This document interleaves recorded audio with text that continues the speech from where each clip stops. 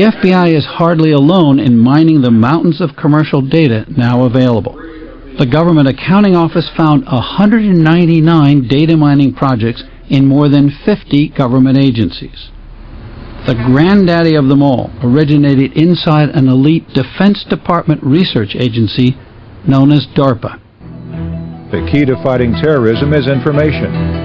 We must be able to detect, classify, identify, and track potential foreign terrorists in a world of noise. This is a DARPA video for TIA, or Total Information Awareness.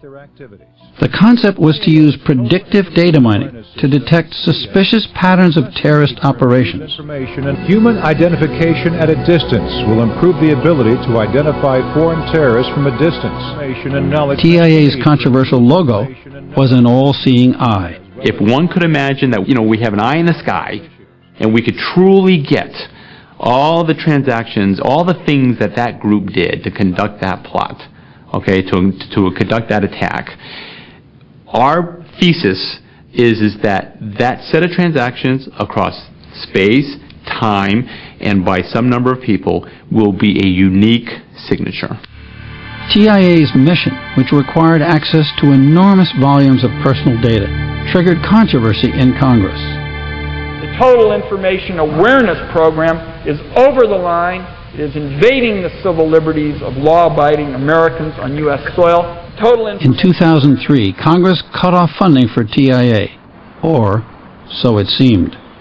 Is it true that in that black budget, some of the TIA programs were moved over to the National Security Agency? I can't, it's classified. I mean, all I can say is that there were elements of our agenda at DARPA that the Congress recognized as being valuable to the point where they said, let's not kill them, let's get them out of DARPA and transition them to another agency within the intelligence community. And I was the guy that did that. Is it inevitable that we're moving towards a world in which this kind of mass data mining and analysis is just going to happen? I mean, I think it is happening.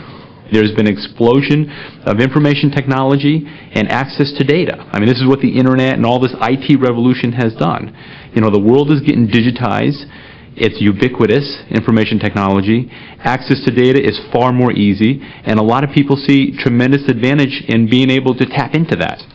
So we should be having an open discussion about this and then maybe talking about what privacy safeguards are needed in a new world. Bless you. Absolutely. Absolutely. Ah, yes, the Total Information Awareness Office, TIA, with that lovely, warm, heartwarming symbol of the all-seeing eye radiating the earth. I'm sure with a logo like that, how could this be anything but in the best interests of the citizens? Oh, it's such a wonderful, loving program from the government, isn't it?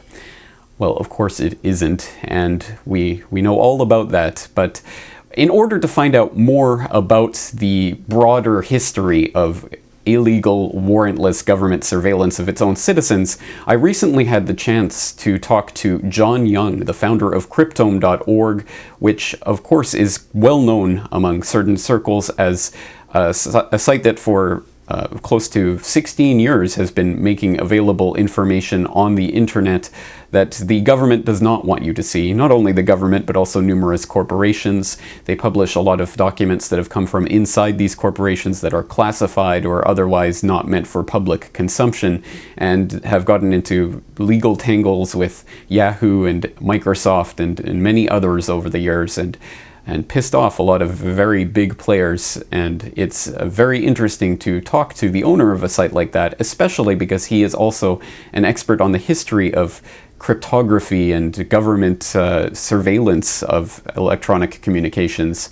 So it was with great pleasure that I recently had the chance to ask John Young about the CALEA Act and other types of government, broader government wiretapping and surveillance issues.